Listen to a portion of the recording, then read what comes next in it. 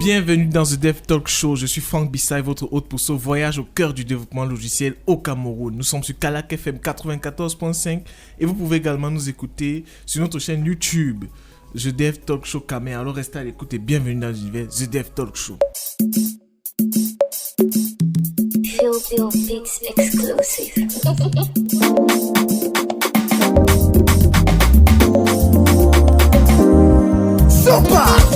Yo, bonjour la famille, nous sommes heureux de vous retrouver aujourd'hui. C'est vrai que ça faisait longtemps. On se retrouve aujourd'hui dans le cadre du premier épisode de cette saison 2. C'est vrai qu'on a disparu un moment, mais pour se faire pardonner, on revient avec un invité de marque et vraiment pas des moindres. Aujourd'hui, nous avons l'honneur de recevoir un ingénieur camerounais au parcours exceptionnel formé à Polytech Yaoundé. Il a ensuite évolué dans des entreprises de renommée mondiale comme CSC, BNP Paribas, Infosys, Red Hat, Docker Inc. et Oracle et j'en passe. La liste est vraiment longue. Donc aujourd'hui, nous allons parler de son parcours, évoquer les difficultés et les chemins empruntés pour travailler dans des entreprises aussi prestigieuses tout en partant de notre beau pays, le Cameroun. Pour ceux qui n'ont pas écouté, pour ceux qui ne me connaissent pas, je suis Franck Bissay, développeur back-end .NET C#, la crème de la crème. Quand tu vois .NET, c'est moi que tu vois. Et aujourd'hui, je serai accompagné comme d'habitude de Martial et de notre prestigieux invité. Je vais laisser à chacun le soin de se présenter. Je commence par toi, Martial. Salut à toute la communauté, à tous les auditeurs et auditrices, particulièrement à ceux et celles qui ne nous découvrent que maintenant ou qui vont le découvrir à partir de cette saison. Nous vous invitons d'ailleurs à suivre notre contenu précédent. Quant à moi, je suis Martial comme ingénieur logiciel Java, toujours ravi d'être là pour débattre et discuter avec des individus inspirants. Et aujourd'hui, comme Franck l'a dit en entame, nous avons un invité de marque et de classe, de grande envergure, donc cet épisode promet. Et moi, je suis pareil comme d'habitude. Ah ouais, on sent beaucoup d'engouement, beaucoup d'enthousiasme. Je sens que ça t'avait manqué. Ça m'avait énormément manqué. Alors ok, je suis content, je suis vraiment content. Et vous, monsieur, est-ce que vous pouvez vous présenter ? Bonjour Franck, bonjour Martial, bonjour à toute la communauté du Dev Talk Show. Je m'appelle Elvadas Nono, je suis ravi de partager ce plateau avec nos deux magnifiques intervieweurs. Quant à moi, je suis responsable technique des comptes en France et en Afrique francophone chez Oracle France. Et je me sens honoré et enthousiaste à l'idée de partager mon parcours avec la communauté tech. C'est une belle occasion d'échanger des idées, d'inspirer d'autres talents et de contribuer à l'évolution de notre écosystème. Ah, ok. Merci. Parfaite introduction, soft comme d'habitude, très modeste, hein, Marcel, je ne sais pas si tu as remarqué. Ouais. C'est vraiment la marque de fabrique des invités de renom qu'on a l'honneur d'interviewer. Ils sont tous humbles. Tous humbles, très humbles. Alors, l'honneur est pour nous, le plaisir est pour nous, monsieur, de vous recevoir aujourd'hui sur le plateau. J'allais vous demander là comment vous vous sentez à l'idée de partager justement votre parcours. Vous avez déjà dit que vous étiez heureux. Est-ce que vous avez déjà écouté occasionnellement un des épisodes du podcast? Qu'est-ce que vous en pensez? Merci Franck, plaisir partagé. Je suis à la fois touché et enthousiaste. Partager mon parcours, c'est aussi raconter les défis, les leçons, les petites victoires, mais aussi les échecs qui ont pu jalonner ce parcours-là. Et ça fait partie de la force de la communauté de pouvoir raconter ces histoires-là. Je suis abonné à la chaîne. Je suis heureux de le magnifique travail que vous faites pour motiver, pour booster la communauté. Je vous en félicite et allez de l'avant. Oh, merci. Ça fait chaud au cœur. Alors, on va directement mettre les pieds dans le plat. Mon expression préférée, comme d'hab, et commencer par le parcours académique. Alors monsieur, est-ce que vous pouvez nous présenter, pas brièvement, mais vraiment avec les détails, votre parcours académique? Très bien, Franck. En ce qui concerne mon parcours académique, si je dois revenir aux origines, je dois vous dire que je suis premièrement un pur produit de la formation camerounaise. Bon, j'ai commencé mes études au lycée bilingue Sultan Ibrahim Joya à Foumban. J'ai obtenu un baccalauréat C en 2002. Baccalauréat C, mention assez bien. Ah C'était une année... En 2002. 2002, je ne sais pas si vous vous souvenez de l'époque, c'était l'une des années où le bac était vraiment... On peut pas se souvenir. J'avais 2 ans.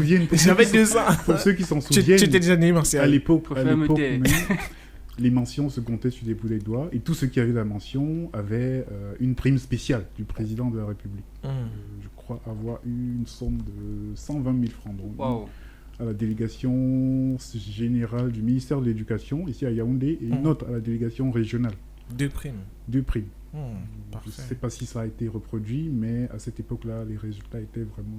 Avoir une mention, c'était exceptionnel. En tout cas, tout ce que je peux vous dire, c'est qu'il n'y a plus des primes pour les mentions. Hein. sinon j'en aurais eu avec mon bac C. On continue. Ensuite, après le baccalauréat, moi je suis allé à l'université de Yaoundé 1. À la base, j'allais faire la filière mathématiques. Et c'est là que j'ai découvert qu'il y avait une filière informatique. Je me suis ravisé sur le champ, j'ai changé mon formulaire d'inscription. Je me suis inscrit en filière informatique. J'ai passé 3 merveilleuses années, dont j'ai eu un DUG, diplôme d'études approfondies, diplôme d'études générales, mention bien. Ensuite, une licence également, mention bien. Et puis, je suis allé à l'école polytechnique l'année d'après, après un concours, pour rejoindre le cycle ingénieur. Le cycle ingénieur, génie informatique. Donc vous êtes entré niveau licence à Polytechnique. Niveau licence, exactement. À Polytechnique, j'ai passé 3 ans, dont je suis de la promotion 2008. J'étais le major de ma promotion. Nous avons passé 3 merveilleuses années. Puis, après Polytechnique, a commencé la vie professionnelle. Ensuite, une spécialisation à l'école centrale. De Paris. À l'école centrale de Paris, je fais une spécialisation, un master spécialisé en management de systèmes d'information. Oui. Je ne vous coupe pas, hein, Oui. mais la transition de Polytech à Centrale de Paris, elle s'est faite comment? En bourse ou bien c'est... Avec vos propres moyens. Non, c'est sur... moi, j'avais une bourse partielle de l'école centrale, principalement. Et le reste, c'était sur fonds propres. Une bourse due au fait que vous étiez major de la promo? C'est entre autres, mais tout le parcours aussi, il regarde tout le parcours. D'accord. Tout le parcours. On a un parcours, on va dire, excellent. Puis, Fait de mention. oui, après, j'ai commencé la vie professionnelle et je me suis rendu compte que je voulais évoluer principalement dans le business, dans ce domaine-là. J'ai fait un MBA à l'Imperial College en Angleterre. Donc ça, c'est pour le parcours académique terminé. Mais bon, vous avez dit que vous êtes arrivé à l'université, vous avez pris informatique, etc. Mais après la licence, vous avez choisi de faire une formation professionnelle. Pourquoi avoir choisi Polytechnique? Bon, parce que j'imagine que vous avez dit 2008, vous êtes sorti en 2008, donc vous êtes entré en 2005. Exactement. Il y avait déjà l'école des postes, je crois qu'il y avait déjà quelques UIT, je ne sais pas. Oui, tout à fait. Je ne sais pas. Donc pourquoi Polytech spécifiquement? Polytechnique, c'était L'élite. pour moi l'élite, une formation exigeante et j'avais, avant le bac, j'hésitais entre l'ingénierie et la médecine, mais avec toutes les expériences que j'ai pu avoir à l'université, j'ai pu confirmer que c'est vraiment l'ingénierie que je voulais faire. À ce moment-là, il s'opposait plusieurs choix, soit continuer en recherche, soit vraiment préparer le concours d'ingénieur pour l'école polytechnique à la fin de la licence. Et c'est ce choix-là que moi j'ai fait. Premièrement pour la qualité de la formation, les perspectives aussi, et intégrer ce corps d'ingénierie. Tout à fait. Oui, j'allais poser la question de savoir ce que vous apportez cette formation, mais à vous entendre parler, on sent que c'était vraiment le cœur principal de vos connaissances. Et c'est principalement ça qui vous a aidé dans le domaine professionnel. Du coup, je vais directement embrayer et poser la question de savoir si la qualité de l'enseignement à l'époque dans les écoles, dans Polytech par exemple, pouvait rivaliser la qualité de Centrale, par exemple Paris, les écoles HEC, ces écoles-là. Très honnêtement, je pense que pour avoir côtoyé les étudiants des différentes écoles, que ce soit du MIT, de Polytechnique, même X à Paris, je pense que l'école Polytechnique de Yaoundé, c'est une très très bonne école qui n'a rien à envier à cette école-là. Est-ce que c'est encore le cas aujourd'hui? On n'a pas, je ne sais pas si on a qualité pour vous comparer la formation d'avant et la formation d'aujourd'hui, mais je pense que les résultats, je crois que l'école polytechnique a quand même cette fibre-là d'exigence internationale. Et vous n'avez qu'à voir même les derniers résultats du concours d'entrée à l'IX. Le gros contingent international vient de l'école polytechnique de Yaoundé. Ah, ok. Ça, c'est clair. Et les conditions de travail aussi à Polytechnique, les conditions, elles sont assez exigeantes. C'est pas le niveau moyen qui est attendu, c'est vraiment le niveau là-bas est très élevé. L'excellence. La discipline, c'est vraiment un niveau d'exigence assez élevé. Je pense que ce niveau d'exigence-là a été comme ça. Ça ne date pas de notre époque, bien avant nous, et même après, je pense que c'est la même organisation qui y est enseignée. Ok. On espère que c'est toujours le cas aujourd'hui. Nos auditeurs de l'école polytechnique de Yaoundé pourront laisser leurs commentaires et nous dire si ils se retrouvent dans ces propos. Ouais. Tu sais, tu connais mon avis. Moi, j'ai toujours été un peu... on a toujours été dans cette petite guéguerre là. Nous, les polytech là, juste après Ngouekele, après l'université, et Subtic, l'école des postes juste en bas. Bon, nous, on s'est toujours dit du côté de nous, les subticiens, nous qui sortons de l'école des postes, que nous n'avons rien à envier, en tout cas sur l'aspect informatique, aux ingénieurs de Polytech. Vous dites que c'est une formation d'élite aujourd'hui, mais plusieurs personnes qui sont passées ici dans le podcast ont eu à dire qu'il y a des choses à revoir dans notre façon de former les ingénieurs informatiques aujourd'hui. Est-ce que vous n'avez, même si vous trouvez que la formation est de qualité, elle est suffisamment qualitative pour qu'on puisse concurrencer des étudiants à l'échelle mondiale, est-ce que vous ne trouvez pas quand même qu'aujourd'hui, il y a quelques manquements lorsque vous, par exemple à Oracle, vous interviewez parfois des étudiants sortis de Polytech du Cameroun, etc. Il y a Polytech Yaoundé, etc. Effectivement, dans le domaine des technologies, c'est un domaine qui change très rapidement. Il faut se mettre à jour tout le temps. En ce qui concerne les changements au niveau des enseignements, je pense quand même Polytech Yaoundé reste assez proche de l'entreprise et c'est ce qui fait en général la différence. Le diplôme, c'est bien, vous pouvez avoir les mêmes diplômes, mais après, c'est sur quel projet vous avez travaillé durant les 2 premières années de votre carrière. C'est ça qui va faire la différence, principalement. Non, donc s'il faut lire entre les lignes, ce que vous dites, c'est que ce qu'il faudrait faire pour garder ce statut d'élite-là et que les autres écoles s'améliorent, c'est vraiment avoir une formation focalisée sur l'entreprise. Pas exactement focalisée sur l'entreprise. Je pense qu'il y a une bonne base de solide background technique à avoir, puis permettre aux étudiants de s'adapter très rapidement. Beaucoup d'étudiants qui sortent de certaines écoles n'ont pas accès à l'entreprise, ils ne connaissent pas. C'est en arrivant en entreprise qu'ils découvrent comment fonctionne une entreprise. Il faudrait qu'ils puissent s'impliquer beaucoup plus durant leur cursus, pas simplement se focaliser sur les cours qui sont dispensés, avoir l'esprit ouvert. Qu'est-ce qui se passe à l'entreprise? Qu'est-ce que je veux faire demain? Quels sont les projets sur lesquels les entreprises travaillent? Est-ce que les cours sur lesquels je travaille aujourd'hui, ça correspond à ce qui est pratiqué en entreprise, etc. Donc il y a cette question à se poser et je ne pense pas que ce soit simplement une question d'école, c'est d'avoir une appétence individuelle. Qu'est-ce que je veux faire? D'accord. Est-ce que ce que je fais à l'école, se questionner sur les cursus, sur les parcours et les aspirations après les diplômes. En parlant d'ailleurs de l'école et de l'entreprise, est-ce que aujourd'hui, avec le recul que vous avez, vu comment les choses se profilent aussi, est-ce que d'après vous, pour une carrière dans l'IT, on n'est plus forcément obligé de passer par les écoles? Moi, ma position sur ce sujet, c'est il faut faire très attention à ces formations rapides qui vous disent en 6 mois vous êtes développeur, en 1 an vous êtes ingénieur. Ça, on voit très vite la différence dans les entreprises. Qui sont ceux qui ont fait un parcours computer science, vraiment computer science, computer engineering, et les formations rapides. Autodidacte, c'est vrai que nul n'a le monopole de la connaissance ou du savoir.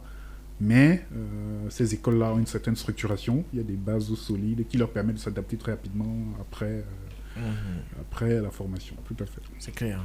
Là-dessus, je crois qu'on partage tous la même conviction. Okay. Donc, on va passer au parcours professionnel. Est-ce que vous pouvez aussi nous retracer ce parcours-là? Donc, après Polytechnique Yaoundé, après Centrale, qu'est-ce qu'il y a eu concrètement? Bien après Polytechnique, moi j'ai travaillé durant 1 année à Douala dans une société de services numériques qui s'appelait Kousseritech. C'était une société assez phares à l'époque qui faisaient dans les technologies, dont on travaillait pour des projets de sociétés européennes principalement.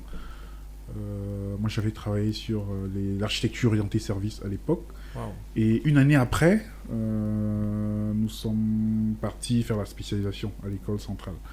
Après l'école centrale, ma première expérience était chez une société de services également, où j'ai eu l'opportunité d'aller travailler pour des comptes comme Canal+, Bouygues Télécom, où c'était l'époque, des applications pour les clients qui puissent suivre leur consommation téléphonique, etc. On a développé les premières applications de ce type-là en France, les portails de suivi des consommations, des offres. Donc c'était vraiment orienté développeur. Très riche. Très riche fonctionnellement et techniquement. Puis, j'avais constaté que c'était en général les banques qui tiraient l'innovation technologique. Ça veut dire que c'était les premiers à adopter les technologies en général. J'ai cherché à entrer dans le circuit. migrer dans une banque dont je suis allé, dans l'une des premières banques européennes, BNP Paribas, où j'étais responsable des livres sur une certaine application qui permettait à des traders à Londres, à Singapour, à Paris, à New York, de pouvoir réaliser des opérations pré- et post-deal. C'était du développement classique, des applications en 3 tiers, client-serveur, avec des bases de données. J'ai passé une bonne brochette 2 ans, et puis j'ai eu l'opportunité d'aller piloter un projet chez Renault, au sein des tablettes connectées, avec Infosys, dont Infosys récupéra un contrat de service chez Renault. J'ai pu piloter tout le périmètre après-vente. Donc c'est toutes les applications qui permettent aux clients des véhicules Renault qui ont une tablette de pouvoir souscrire à des services de navigation, faire la comptabilité derrière, donc c'est des services à valeur ajoutée. Donc j'étais responsable technique d'une équipe d'une vingtaine de développeurs qui étaient principalement en Inde, à Chennai, et ça s'est très très bien passé. Donc là c'était à Infosys, après le passage c'est BNP Paribas et les autres entreprises. Et Koussiri Tech. Et Koussiri Tech. mais là vous étiez déjà responsable technique d'une équipe qui gérait un projet chez Renault. Plusieurs projets chez Renault. C'était après combien d'années? On va dire après... Combien d'années d'expérience déjà?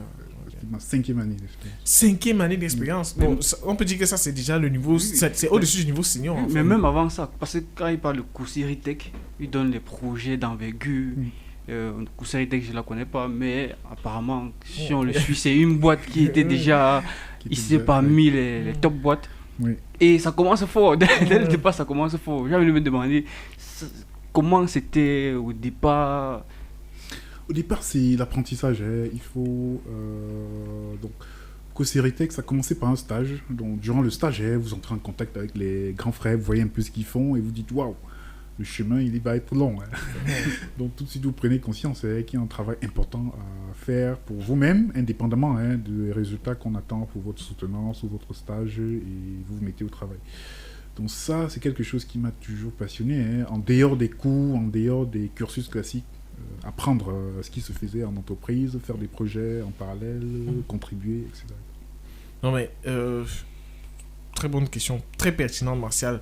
Juste pour revenir sur l'aspect Renault, là c'était chez Infosys. Infosys, donc c'est une société de services qui m'amenait chez Renault. Tout à fait. Et vous étiez déjà responsable à cette époque-là d'équipes responsable de projets techniques, notamment les tablettes dans les voitures. En fait, j'insiste dessus parce que c'est corrélé en fait à un sujet qu'on a déjà eu à évoquer dans le podcast, le fait d'être senior. Est-ce que c'est juste la seniorité en fait? Est-ce que c'est le seul fait des années d'expérience ou bien c'est autre chose? Parce que là, on peut voir que on dit souvent dans les livres et dans les revues que c'est 10 ans, minimum 10 ans pour être senior. Mais là, on peut dire qu'à 5 années d'expérience déjà, vous aviez déjà les mêmes responsabilités qu'un senior en fait, que des CTO. Justement, ça c'était dû à quoi? Est-ce que c'était uniquement dû à vos compétences techniques? Est-ce que c'était à cause du parcours, les entreprises qu'il y a eu sur votre CV, les projets sur lesquels vous avez travaillé? Probablement, je pense qu'il y a eu un peu de tout ça. Le chasseur de tête avec qui j'avais parlé à l'époque était très très intéressé. Premièrement, il y avait un certain nombre de technologies qui revenaient par rapport à ce qui se faisait chez Renault.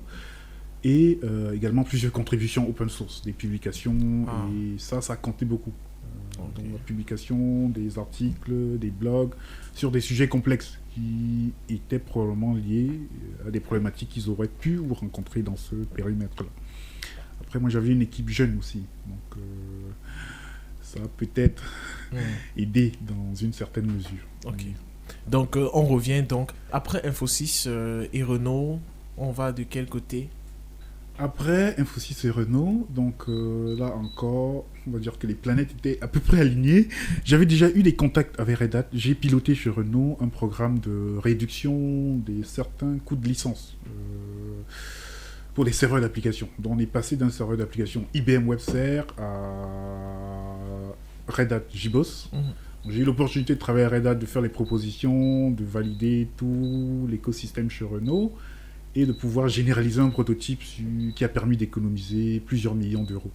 Donc ça s'était très très bien passé et Red Hat m'a proposé de continuer avec eux comme consultant. C'est comme ça que je me retrouve à Red Hat. À Red Hat. Même si j'avais déjà eu plusieurs discussions, plusieurs échanges avec eux et je contribuais sur plusieurs projets open source, notamment le serveur d'application JBoss. J'avais plusieurs contributions sur ce sujet-là. Et après Red Hat? Donc je me retrouve chez Red Hat. Chez Red Hat, c'était une expérience encore assez fascinante. Donc là, c'est consultant en expert. Ça veut dire qu'on n'intervient plus sur des missions très très longues. Notre responsabilité, c'est vraiment d'accompagner des équipes sur des projets de façon ponctuelle, mais pour des besoins d'expertise assez précis sur l'utilisation des technologies open source, des technologies Red Hat. Dans le serveur d'application, c'est là que je vais découvrir les conteneurs, travailler sur Kubernetes, l'un des premiers projets Kubernetes en France. Et l'appétit venant, je me suis formé sur ces sujets-là et c'est comme ça que je vais rejoindre Docker, un poste de solution architect pour accompagner les entreprises, les groupes de projets sur les bonnes pratiques, comment utiliser rationnellement les conteneurs au sein d'un projet, au sein d'un écosystème, comment mettre sur pied des plateformes de conteneurs, comment optimiser, comment faire de la migration, la transition des monolithes vers des conteneurs, comment gérer ce type de projet-là, globalement. Puis, après Docker, j'avais un peu fait le tour. Combien d'années chez Docker pour avoir fait le tour? 3 ans. Sachant qu'au début de ma carrière, j'avais peut-être compris déjà que on passait d'un mode où les gens restaient 30 ans, 20 ans dans la même boîte, à un mode où, pour avancer rapidement, il fallait peut-être changer beaucoup plus rapidement. J'ai fait 2 ans. Très rapidement, je me suis retrouvé comme responsable des comptes techniques chez Oracle France, dont là, mon périmètre, c'est la France et un certain nombre de pays africains au-dessus de l'équateur. Au-dessus de l'équateur. Oui. Ok, parfait. Donc, ça veut dire que on peut dire que c'est la première entreprise internationale, en fait, c'est BNP Paribas. La banque. Bouygues Télécom, déjà, c'était déjà international, c'était un contexte international. Même si la plupart des équipes étaient en France, c'était déjà très très international en termes de collaborateurs, de personnel, etc., de technologie, de partenaires avec lesquels on travaillait. Tout à fait. Ok, quand vous parlez d'entreprises comme ça, on a un peu des étoiles dans les yeux. En fait, là, vous parlez d'entreprises dont nous, on a l'habitude d'utiliser les produits et dont on ne s'imagine même pas forcément en train de travailler, forcément pour eux, comme Docker, Red Hat, Oracle, Java. Donc, comment est-ce que vous décrivez le travail dans ces entreprises-là? Donc, Red Hat, Docker ou Oracle. Est-ce que c'est plus structuré, plus segmenté, plus stimulant, moins difficile qu'on le pense? Vous avez parlé tout à l'heure du travail d'expertise. Qu'est-ce qui différencie en fait le travail dans de ces grosses boîtes? J'ai mon humble avis, je pense que chaque société a sa culture, ses processus et une organisation qui leur permet d'atteindre les objectifs qui se sont fixés. Mais globalement, pour les travaux d'IT, c'est au moins l'un des domaines où on peut travailler dans la plupart des entreprises. Je veux dire que si je dois réfléchir, faire un flashback en termes de qu'est-ce qui est différent, qu'est-ce qui n'est pas différent, sachant que Courseri c'était plus une start-up. En général, les projets ils sont assez stimulants dans les deux sens, que ce soit en mode start-up ou en mode grande entreprise. Ce qui va faire la différence, c'est en termes de structuration, en termes d'organisation. Il faut vraiment suivre les organisations de ces entreprises-là. Et l'appétence personnelle. Jusqu'où je veux aller, qu'est-ce que je veux faire. Est-ce que je me contente de faire mon travail, ou j'élargis mes horizons, j'essaye d'apprendre, de cumuler un certain nombre de formations, de comprendre comment se prennent les décisions depuis le haut jusqu'au bas, comment ça se passe. C'est ça qui fait vraiment la différence. Mais sinon, en termes de projet, les deux environnements sont aussi stimulants que l'un que l'autre. En termes de structuration, c'est certainement plus structuré que les startups. Ça, c'est évident pour des raisons de taille. Si elles veulent atteindre ces entreprises dans un certain nombre d'objectifs, sans structure, ce serait très très difficile. Structuré, c'est-à-dire, on s'imagine que quand tu arrives, parce que c'est une des choses qu'on décrit souvent le plus ici en Afrique, quand tu arrives, tu es développeur back-end, tel techno, ce n'est uniquement que ça que tu vas faire. Les tâches sont vraiment très millimétrées, pas grand-chose à faire, juste ce sur quoi on t'attend. Est-ce que c'est dans ce sens-là que vous parlez de structure ou bien c'est autre chose? Non, structuration déjà en termes de rôle, en termes de job description. Quand tu candidates, tu as déjà un certain nombre d'éléments qui sont bien précis. Mais non, dans les projets, ça je pense qu'il y a une erreur que la plupart des développeurs ont tendance à faire. C'est-à-dire que comme je suis sur tel projet et qu'on m'a dit de faire ça, je ne fais que ça et je me contente de ça. Il y a une autre approche qui est de dire, ok, on m'a dit de faire ça, si je veux faire autre chose, quelle est la raison pour laquelle je devrais faire cette chose-là? Une approche, c'est de dire, ok, je vais faire ça, mais je vais faire très bien. Ensuite, si je veux proposer autre chose, il faut que j'ai des éléments pour dire, voilà, mon chef, j'ai fait ça, ça peut être plus performant que ce qu'on fait aujourd'hui. C'est cette approche-là, c'est dans cette démarche-là qu'il faut se mettre. Dans une démarche d'amélioration continue, de travail bien fait d'abord. Il faut déjà bien faire ce qui est censé être fait. Maintenant, il faut réfléchir par rapport à son travail. Qu'est-ce que j'ai fait? Comment je peux l'améliorer? Comment je peux aller au-delà de ce qui est attendu? Ok. Mais ça, c'est vraiment pour les conseils pour les développeurs comme nous. Mais qu'est-ce que les entreprises locales doivent corriger pour que nous, développeurs, qui sommes en train de vouloir bien travailler, bien faire ce qu'on est censé faire, qu'est-ce que les entreprises doivent corriger pour que nous, développeurs, dans une entreprise locale, n'ayons rien à envier à une entreprise d'ailleurs? C'est une question difficile, Martial. Mais de prime abord, je pense que un projet informatique, que ce soit ici ou ailleurs, ça reste un projet informatique. Exactement. Donc il y a un certain nombre de préalables. La rigueur, le respect des délais, la discipline. Quand ça vacille, il va sans dire que le résultat va être certainement différent. Dans ces organisations-là, la rigueur, la discipline, en général, c'est carré. Par contre, dans certaines sociétés, on peut avoir tendance à penser que non, on aura le même résultat en faisant 2 jours, par exemple, sans électricité, 3 jours. Ce n'est pas possible. Donc la rigueur là, doit s'accommoder d'un certain nombre de pratiques. Donc il faut des bonnes conditions de travail, ça c'est sûr. Mais j'ai tendance à dire, la formation d'un développeur, c'est pas l'entreprise. L'entreprise va vous fournir un certain nombre de canevas, un certain cadre, mais elle est individuelle. C'est à vous de dire, je veux faire ça, il faut que je fasse comme ça. En fait, c'est comme à l'école. Après avoir bien fait ce sur quoi je dois travailler. C'est ça. Ok. Mais justement, en parlant de cadre, je vais un peu rebondir dessus. On parle très souvent ici de culture de l'entreprise. On se demande souvent si la façon de manager les développeurs ne devrait pas être différente de la façon de manager d'autres employés, d'autres cadres, des cadres administratifs. La manière dont on gère les travailleurs, le bureau, le secrétariat doit être différente de la façon dont on gère un développeur. Est-ce que c'est le même style de management? Pourquoi ce serait différent? Parce que aujourd'hui, on voit que l'environnement tech évolue, ça change beaucoup.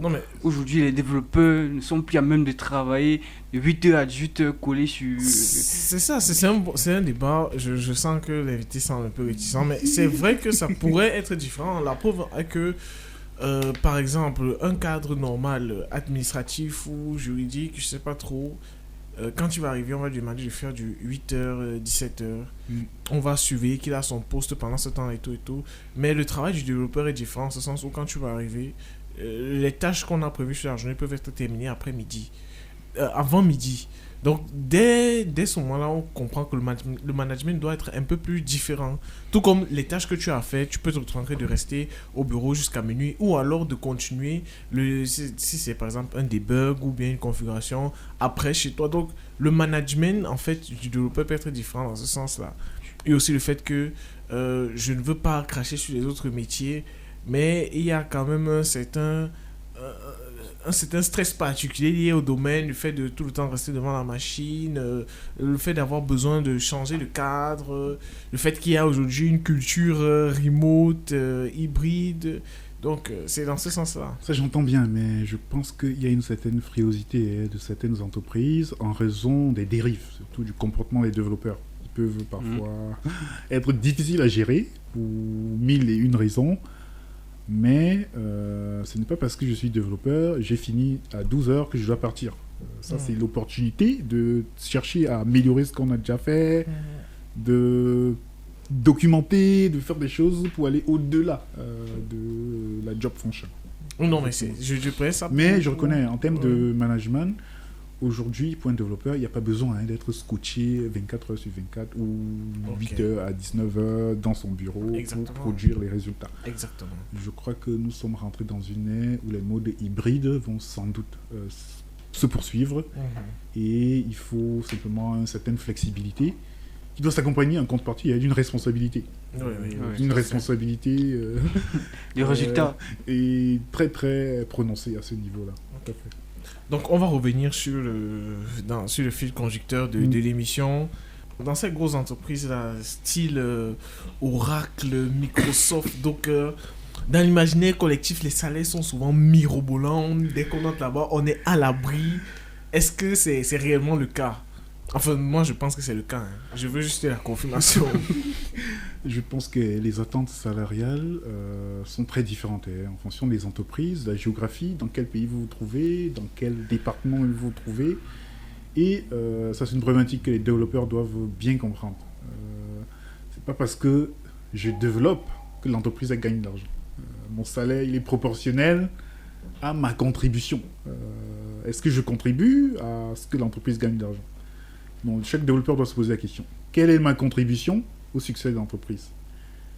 Dans ces cas-là, moi je ne vois pas un patron qui vous refuserait une augmentation conséquente, un salaire conséquent par rapport à votre contribution. Donc, il y a cette corrélation-là sur laquelle il faut bien mettre l'accent. Quelle est la corrélation entre mon travail de développeur et les résultats de l'entreprise? Si vous arrivez à établir cette corrélation, il va sans dire que vous aurez probablement les salaires qui vont avec. Non. Et je crois que c'est ce qui se fait dans la plupart de ces entreprises-là. Okay.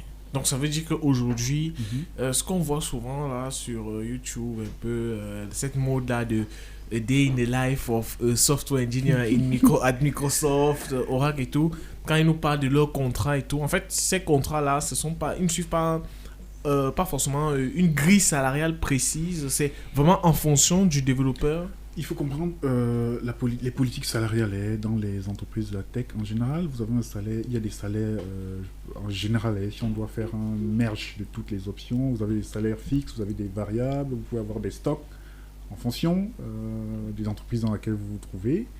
Donc, ça veut dire quoi? Votre performance, elle est évaluée en général tous les quarters, donc tous les trimestres. Et ça dépend de vos résultats qui sont évalués par votre manager, les résultats financiers de l'entreprise. Si vous êtes dans un pool, le département auquel vous appartenez, c'est tout ça qui compte principalement. Ok. Et aujourd'hui, est-ce qu'un jeune Camerounais avec un diplôme local peut aspirer franchement à accéder à ces entreprises-là? Donc là, bien sûr. Uniquement avec un diplôme local. Bien sûr. Il faut savoir que pour ces entreprises, la plupart, le diplôme, c'est pas la porte d'entrée, c'est pas la clé d'entrée.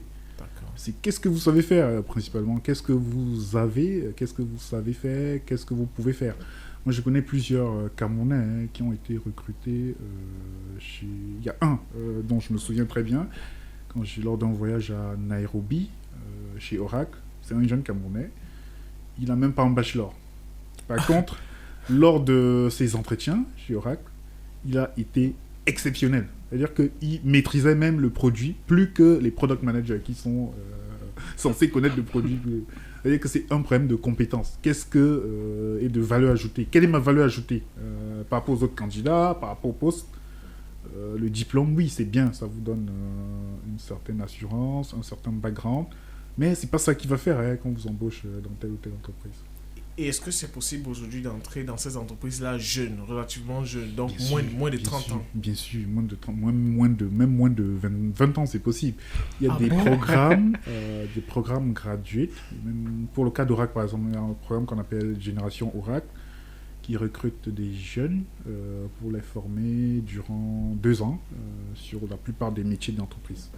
À la fin de ces 2 ans-là, ils ont la possibilité d'être affectés, d'être recrutés comme en CDI ou dans différents départements de l'entreprise selon encore leur performance. Mais est-ce que c'est accessible pour des Camerounais qui sont au Cameroun? Bien sûr. Bon. C'est accessible de façon globale. Après, il peut y avoir des contraintes de visa, déplacement, mais si vous avez un CV... Je connais même plusieurs camarades de classe et d'université qui sont partis du Cameroun pour entrer chez Google, qui sont partis d'ici. Ils n'avaient aucune expérience à l'international, qui sont partis de l'université Yaoundé 1 pour intégrer Google dans plusieurs pays européens. En fait, c'est la connaissance. En fait, c'est qu'est-ce que j'ai pu faire, comment j'ai pu me rendre visible, quels sont les projets sur lesquels j'ai contribué. Aujourd'hui, tout est sur Internet. Quels sont vos projets? Que vaut votre GitHub? Qu'est-ce qu'il y a derrière? Quels sont les projets open source sur lesquels je participe globalement? C'est ça qui compte. J'ai eu à avoir un débat dernièrement, pas un débat, une discussion. C'était plus une discussion où je demandais des conseils à un aîné benguiste qui disait que, en général, ces grosses boîtes-là, Microsoft, Oracle, etc., n'embauchent pas à certains postes des gens relativement jeunes. Parce qu'il faut d'abord passer, on veut des gens pragmatiques qui vont arriver et qui vont directement commencer le travail. Et que passer par des USN ou dans des autres entreprises ou des banques va toujours être une plus-value parce que les grosses entreprises... Tout à fait.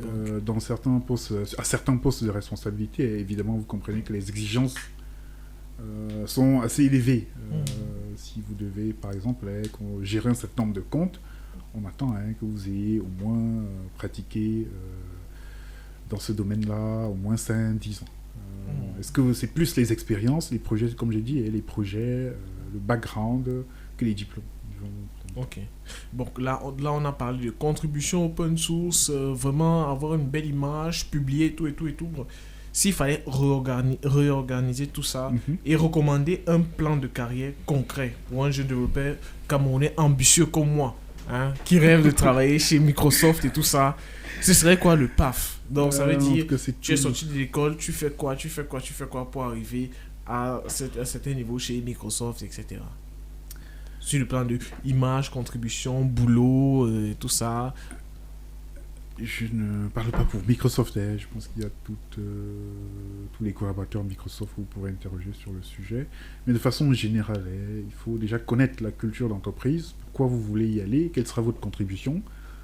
Et pour un jeune développeur qui veut se bâtir une carrière dans ce sens-là, à mon humble avis, il ne doit pas se contenter de ses cours à l'école. Il faut dès le début avoir une duale formation. Il y a une formation théorique à l'école, pratique, mais il faut avoir les yeux ouverts, être curieux. Qu'est-ce qui se fait chez Microsoft? Sur quel projet je peux contribuer? Comment je peux accompagner? Et c'est un rapport de valeur ajoutée. Quelle est la valeur ajoutée que je peux apporter pour ce poste-là, globalement? Et les contributions, là-bas, en fait, c'est pourquoi? C'est pour se faire remarquer par les maintaineurs de chez Microsoft? Potentiellement que si vous avez 2 candidats qui postulent à une offre, et on voit bien un qui est déjà contributeur, dont son code est déjà dans un certain nombre de produits, il a plus de chances, à mon avis, que celui qui n'a pas de portfolio, ou qui n'est pas... Voilà. Ok. Donc, s'il faut résumer, vraiment se concentrer sur plus la valeur ajoutée, qu'est-ce que je vais apporter à l'entreprise, et évaluer la culture d'entreprise de notre cible, en fait, et se battre à rendre visible toutes ces contributions-là. Et exploser tout aux interviews. Ok. Ok, parlons maintenant un peu d'intelligence artificielle, si vous le voulez bien, hein. C'est un sujet d'avenir et aujourd'hui, c'est un incontournable en fait. Un temps, on se plaignait d'avoir mangé de l'IA à toutes les sauces, à toutes les conférences, mais c'est vraiment un truc qui prend de plus en plus de place dans le métier. Et vous, quel est votre regard en fait sur l'impact de l'IA dans notre métier de développeur? Très bonne question. L'intelligence artificielle, effectivement, hein, c'est pas le sujet de l'avenir, c'est le sujet du présent. On y est déjà complètement. Hein, et cette révolution va probablement avoir un certain nombre d'impacts dans que ce soit la formation ou même l'intégration des développeurs. Le métier de développeur en soi, tel qu'on le connaît aujourd'hui, il va probablement beaucoup radicalement changer avec l'intelligence artificielle, qui va apporter plusieurs options. Premièrement, simplifier, automatiser un certain nombre de tâches répétitives, comme des debugs, des tests, la génération de code.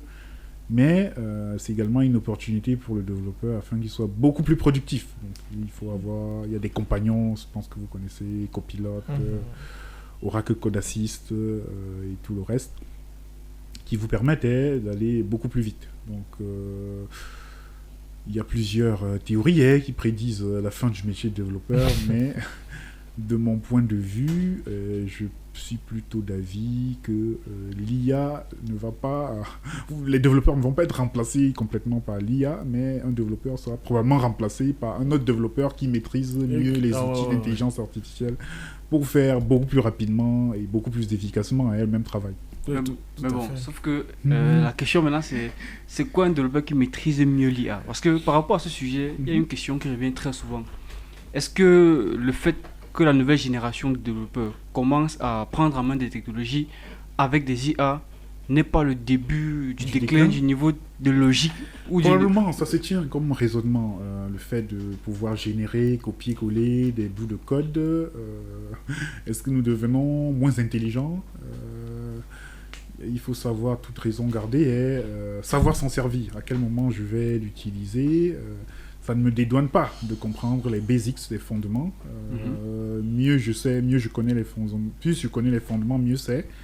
Mais il va falloir être ouvert, curieux, s'adapter, se former au jour le jour, comprendre en quoi je peux remplacer les process existants par des outils beaucoup plus rapidement. Comment je peux automatiser les tâches, comment je peux être plus productif. Comment je peux apporter de la valeur avec ces outils-là, que ce soit l'intelligence artificielle générative, comment j'intègre ces process-là au sein des entreprises. Parce qu'il y a également un travail d'awareness. La plupart des entreprises, je pense que pour le cas de hub local, peut-être ne sont pas encore au parfum. Qu'est-ce que ça peut apporter comme valeur ajoutée? Donc il va falloir les sensibiliser, augmenter le niveau de maturité par rapport à ces outils-là et résoudre les problèmes assez rapidement. Et justement, ce que Marcel dit est intéressant parce que on constate aujourd'hui que l'industrie connaît un certain bouleversement. Donc, moins de missions freelance, des vagues de licenciements massives, des processus de recrutement ralentis. On a dit que non, c'était dû à la période post-Covid, parce que durant le Covid, on a beaucoup engagé en remote dans tous les pays maintenant. Mais sauf que la période post-Covid est déterminée depuis environ 2 ans.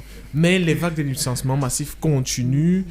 Le marché est saturé. Il y a moins de jobs et tout. Est-ce que ça, ce n'est pas du fait qu'il y a aujourd'hui sur le marché beaucoup trop de développeurs moyens ou voire pas du tout compétents qui sature justement le marché et que ce soit dû peut-être à l'IA, tout ça? Effectivement, il y a plusieurs raisons qui peuvent expliquer ce ralentissement, dont la période post-Covid, rééquilibrage du marché par rapport à l'offre et la demande, mais il ne faut pas oublier les tensions géopolitiques qui ont cours jusqu'à présent. Après, concernant le sujet des l'IA, il y a plusieurs entreprises qui sont dans l'attentisme, qui essayent d'attendre de comprendre ce qui va se passer avant de pouvoir se projeter, qui espèrent probablement, je pense, pouvoir utiliser l'IA pour engranger des bénéfices. Voilà.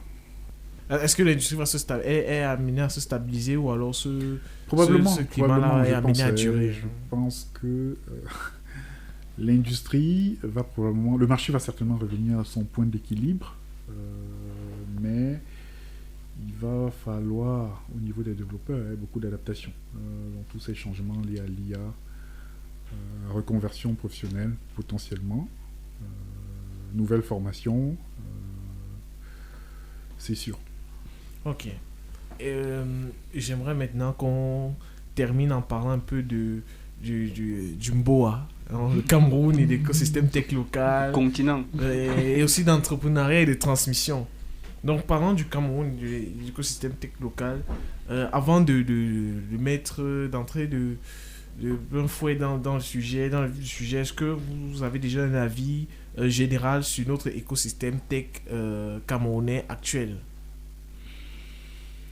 C'est un écosystème que je connais un peu, assez dynamique. Je pense qu'on a pas mal de bonnes startups, de bonnes entreprises, des jeunes compétents, mais qui a probablement ses propres problèmes et qui, si les moyens sont mis en jeu, peut devenir l'un des piliers du développement du pays. Oh, les moyens, quels moyens? Quels moyens exactement? Quels moyens exactement? Au niveau de la formation, je pense qu'on a les ressources qu'il faut. On a assez d'écoles, assez d'écoles qui forment des ingénieurs de qualité.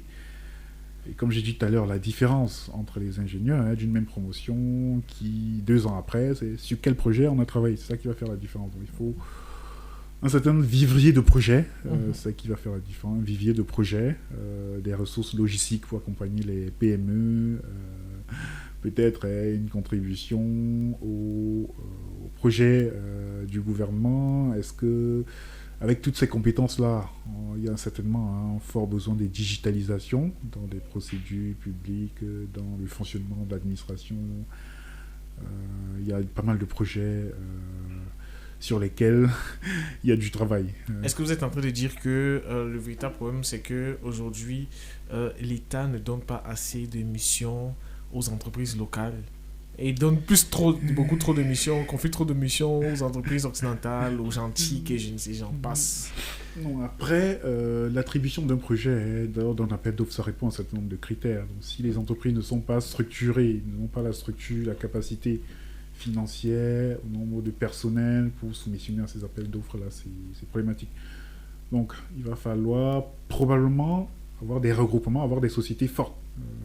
Pas des micro-sociétés, avoir des grosses sociétés fortes sur lesquelles l'État peut s'appuyer. Bon, le problème, c'est qu'aujourd'hui, une jeune société ne peut pas devenir forte du jour au lendemain, mais peut avoir l'expertise nécessaire pour amener un projet à bout. Par exemple, moi, je connais une très belle société avec des ingénieurs très très compétents, je ne dirais pas le nom, malheureusement, pour un besoin de confidentialité, qui ont eu à travailler sur un projet de la Direction générale des impôts du Congo. Ils ont travaillé aussi sur des systèmes, sur des applications de transactions bancaires là-bas au Congo. Pourtant, c'était des équipes de 8 personnes.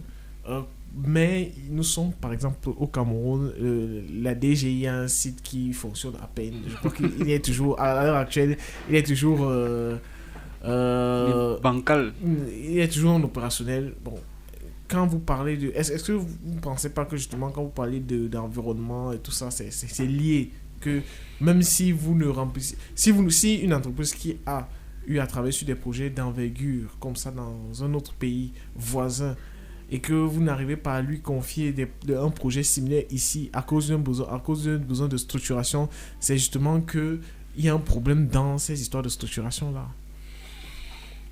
À voir. Je ne vais pas parler du cas de la DGI, mais je pense qu'un projet, ce n'est pas que la réalité d'aujourd'hui. Il y a des contraintes en termes de support, en termes de capacité de support, capacité de gestion de tous ces risques-là que les entreprises vont évaluer avant de confier un projet à une organisation. Après, il faut comprendre qu'il y a une très grosse différence entre le métier de développeur et le métier de gestion d'une entreprise. Ça, c'est encore 2 choses complètement différentes. Les sociétés camerounaises, je pense qu'elles ont largement le potentiel pour réaliser tous ces projets-là. Maintenant, est-ce qu'on leur fait confiance? C'est surtout ça la question. Ok. Bon, et justement, toujours là, pourquoi est-ce que, selon vous, malgré l'abondance de talents camerounais qu'on a à l'étranger, euh, on observe peu de grandes innovations ou d'entreprises locales de grande envergure? Donc, est-ce que c'est un problème de financement, de vision, de leadership? Je ne sais pas si vous voyez là où je veux en venir. Il y a énormément de talents à l'étranger. Mais je pense que ces talents-là, aujourd'hui, ont de la difficulté à revenir, créer quelque chose ici, ont de la difficulté, même à distance, à initier des entreprises, des projets de ce côté-ci. Et pour la plupart du temps, Martial, je pense que tu ne vas pas me contredire. Pour la plupart du temps, quand ces grands-là sont à l'extérieur et qui nous appellent, que vas-y, j'ai besoin d'un peu de main-d'œuvre pour faire tel projet, c'est plus de l'exploitation qu'autre chose, hein. Il connaît les réalités du pays, il peut te payer convenablement, mais il le fait mal, parfois volontairement et tout. Qu'est-ce qui explique ça? Est-ce que c'est le manque de financement? Vous qui êtes là, vous êtes justement le parfait invité, la parfaite personne à qui on peut poser ces questions. Est-ce que c'est un problème de vision? Est-ce que c'est un problème de leadership? Est-ce que c'est un problème de financement ou de logistique? Il faut comprendre comment le marché fonctionne. Le marché, c'est l'offre et la demande. En général, c'est ça qui va déterminer en général les salaires. Et je pensais, pour le cas du Cameroun, il faut que les développeurs comprennent, comme je disais tout à l'heure, la corrélation entre la contribution et les résultats. Okay. Il y a une corrélation directe. Si on n'est pas capable de faire cette évaluation, en général, on va avoir des appréhensions, des a priori vis-à-vis du patron, vis-à-vis du grand frère dont vous avez parlé, alors que c'est une rationalité économique. J'ai un projet qui doit durer 6 mois. Quelles sont mes charges? Quels sont mes investissements? Quels sont mes salaires? Qu'est-ce que je paye comme impôt? Et c'est sur cette base-là que les calculs sont faits. Est-ce que le projet permet de payer plus? Honnêtement, ça, c'est à voir. J'ai l'impression que, à vous entendre parler, dans tous les projets là où on va travailler, il faudrait qu'on se dise toujours à chaque fois que je vais produire tel travail, quels sont les résultats du travail que j'ai produit, et se dire qu'on doit mériter, en fonction de ça, mériter un certain salaire, etc. Les entreprises privées, c'est comme ça que ça fonctionne. Je pense que vous avez pu expérimenter par vos propres expériences dans cet écosystème, dans cet environnement qui est farouche, difficile, il faut le dire. Mais en tant que développeur, je pense que c'est une question importante à se poser. Si je développe un produit, est-ce que ce produit se vend? Ça se trouve, c'est des fonds d'investissement, c'est un investissement initial pour faire de la R&D, et après... qu'est-ce qui se passe si on ne vend pas le produit? Est-ce que les entreprises locales elles-mêmes, elles achètent suffisamment de services, suffisamment de produits informatiques?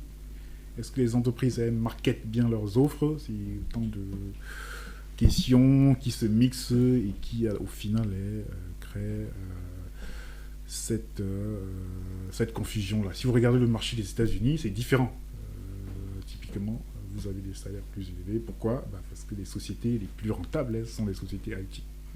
Il y a une corrélation entre la rentabilité d'entreprise et les salaires des développeurs. Tout à fait. Donc, c'est corrélation en fait, directe, tout à fait. Plus on évolue, plus on doit évaluer la portée de notre travail, les résultats que notre travail, vraiment avoir... Que ce soit individuellement ou collectivement. Par rapport aux résultats de la société. On doit de plus en plus être orienté vers l'application, vraiment vers le métier en fait.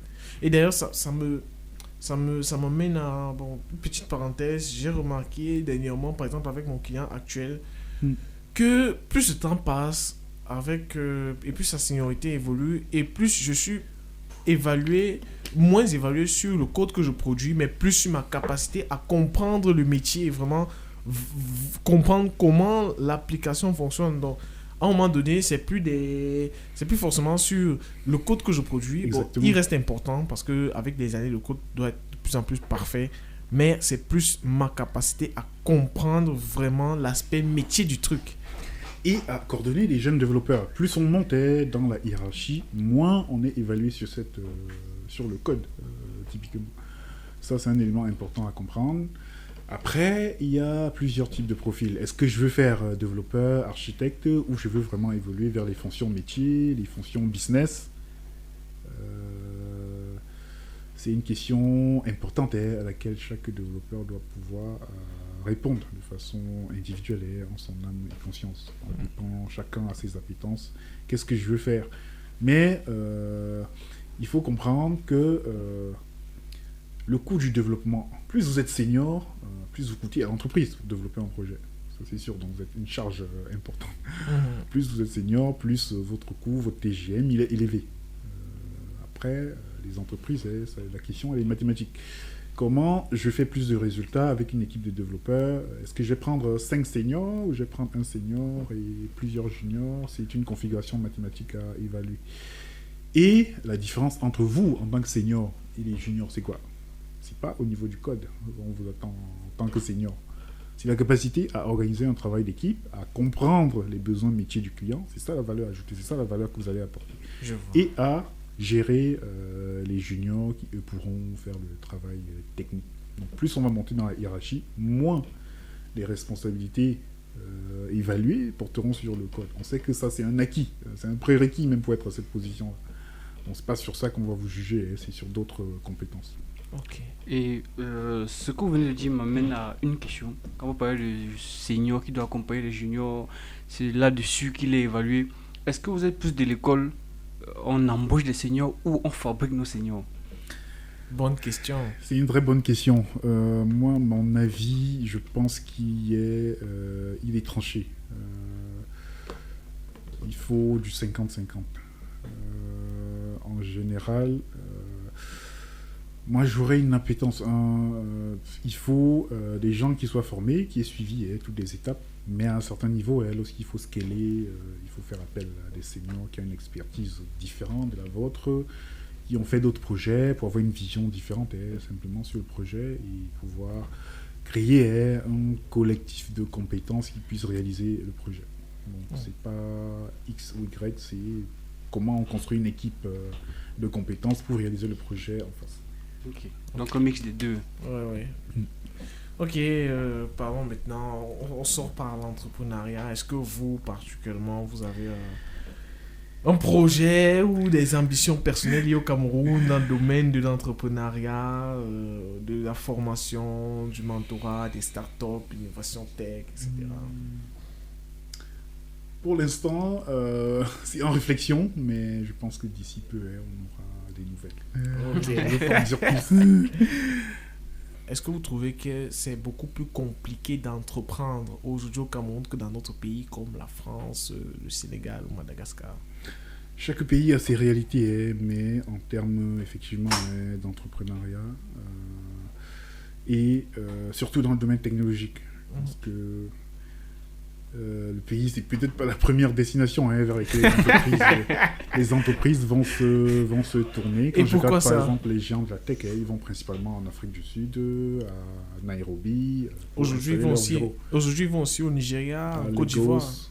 À Abidjan, voilà, principalement. Pourquoi est-ce que... Enfin, c'est quoi les difficultés au Cameroun? Chaque entreprise fait ses études de marché.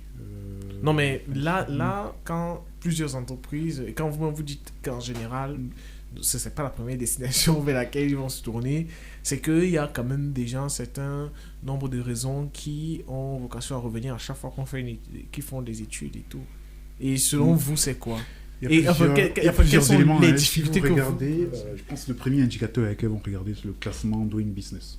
Typiquement, si vous regardez ce classement-là qui est publié par la Banque mondiale, vous verrez quelles sont les facilités qu'une entreprise a à investir, par exemple, créer une société ici ou là-bas, en quel délai je peux créer ma société, dans combien de délais je peux avoir une équipe montée sur place.